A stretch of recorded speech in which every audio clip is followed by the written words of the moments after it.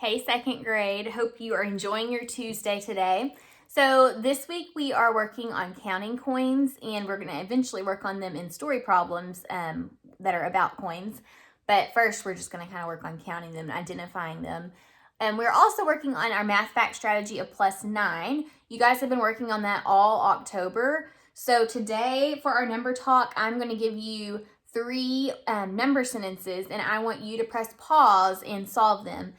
All of them are not using +9, so make sure you pay attention and see what strategy you can use when you try to solve each one. Okay, so here are the ones that I'd like for you to try to solve. We have 7 + 7, 9 + 5, and 6 + 7. So press pause on the video now and try to solve each problem. Okay, you should have pressed pause, and now we're going to check your work. So 7 + 7, I noticed that's a double, and I know my doubles. 7 + 7 is 14. Put a check next to yours if you got it right. All right, next we have 9 + 5. Oh, 9 + 5 has a 9, so I'm going to do the +9 strategy. All right, we're going to make this 9 into a 10. 10 + 5 is 15. Now we've got to take one back away. 15, take one away, is 14. Now we have 6 + 7. 6 + 6. Oh, I didn't even talk through what I was going to do. I noticed that 6 and 7 are right next to each other when I'm counting, so I know I can use double +1 to solve this problem. So now I'm going to do 6 + 6 equals 12. And then I'm going to add one more. 12 + 1 is 13. So 6 + 7 is 13. Could have also done double -1 here and done 7 + 7 equals 14. And then 14 - 1 equals 13. Either way would have gotten the right answer. So how'd you guys do on these math fact problems? Did you do okay? All right, we're going to move on to coins. We're working on counting collections of coins this week and making sure that we know how to write the amount in different ways. Okay, so let me give you a little collection to count first. And I'll hold it up where you can see it a little bit better.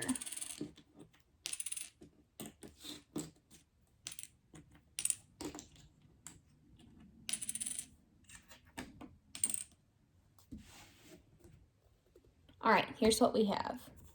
Let me talk with you about what coins these are. Actually, I think you can kind of tell what they are from here. Press pause on your video, and I want you to count this collection of coins, and then we will count together. Okay, so what you should have done first is looked and seen and checked what each coin was. So I noticed that I have 3 quarters here. This is a dime. This is a nickel, and then I have pennies. Now, yesterday I lined these up in order and counted them that way.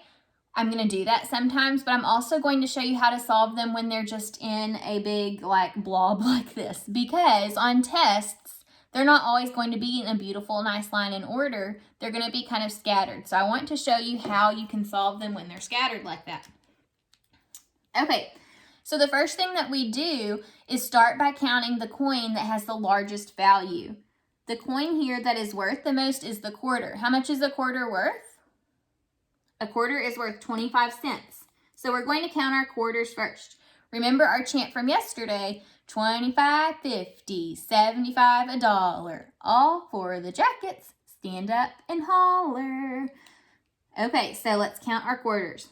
25, 50, 75. All right, now what's worth the most next? The dime, nickel, or pennies? A dime is worth the largest amount next. It's worth 10. So I have 75 and I need to add 10 more. What is 10 greater than 75? 85. So 25, 50, 75, 85. Now we have a nickel that's worth 5. So now we need to skip count up by 5s. So if we're at 85, what is 5 more? Think about your skip counting. 5, 10, 15, 20, 25, 30, 35, 40, 45, 50, 55, 60, 65, 70, 75, 80, 85, 90. Okay, and now we just have pennies left, so we're going to count by ones. So 90, 91, 92, 93, 94. So this is 94 cents. You can write it with your cent sign. Remember, the cent sign comes after the number. You can write it with the dollar sign. The dollar sign comes first. You write that we have $0 because we have not equaled up to 100 cents yet. Decimal point, 94. You could also write it out in words, 94 cents or 94 cents. Okay, any of these ways works. Notice how I told you guys I wasn't going to put them in a nice beautiful line. Do you see how when I counted these, I just wrote the amount next to it as I counted? That's a really good strategy to use, especially when you're taking a test, because it helps you to know, okay, I counted this coin. When they're all mixed together on a test, if you don't write next to it what it is that you're counting, you could get confused and accidentally leave off a coin or count a coin more than once. So if you're doing this on paper, or when you do it on paper, you may want to write these amounts next to the coins. And it also helps you just to keep track of everything. Okay, let's do another one together.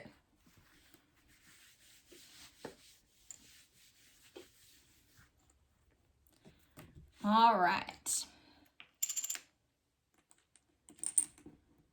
Ooh, having trouble picking up coins, sorry.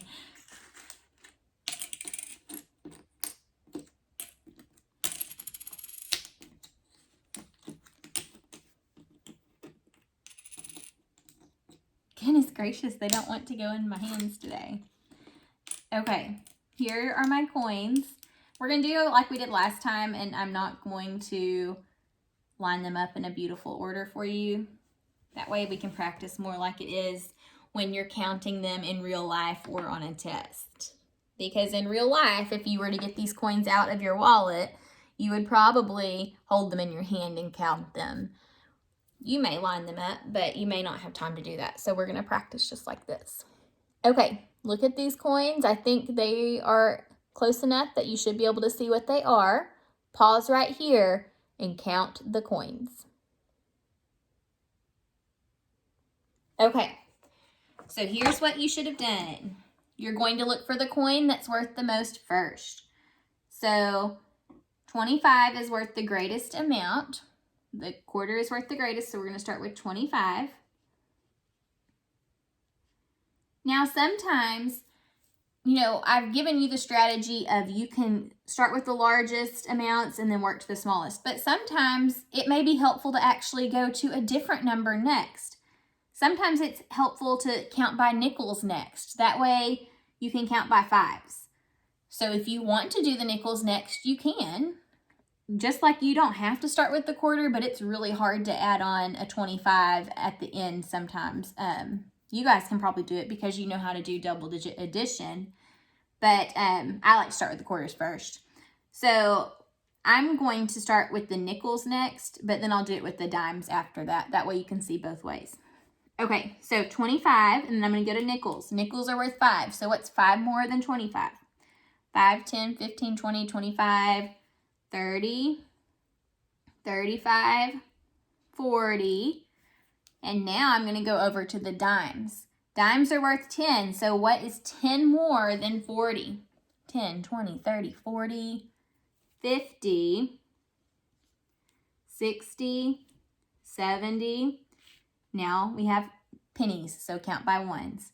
71, 72, 73, 74.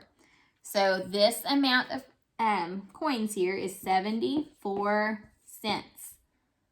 Or you can write it with your dollar sign. $0, decimal point, 74. 74 cents. Okay, those are all ways to write 74 cents. Now, let me go back and try to kind of erase these numbers so I can show you how it'll still be 74 cents, Even if I don't go to nickels after quarters, I go to dimes instead, which you may have done. Okay, so starting with the quarter, 25, then going to your 10 next, 25, 35, 45, 55. Now skip count by fives. What's 5 more than 55? 60. 5 more, 65. 5 more, 70. And then your pennies. 71, 72, 73, 74. So no matter which way I counted this, they still equal 74 cents. All right, at home, I want you to continue practice counting your coins. Have your parents put out a collection of coins and practice counting them. This is a really important skill to have, not just for second grade or for taking a test, but in life. You need to know how to count coins, right? If you want to get a snack out of a snack machine or a snack at Walmart or Brookshire's or from like Sonic or something, you need to know how to count coins.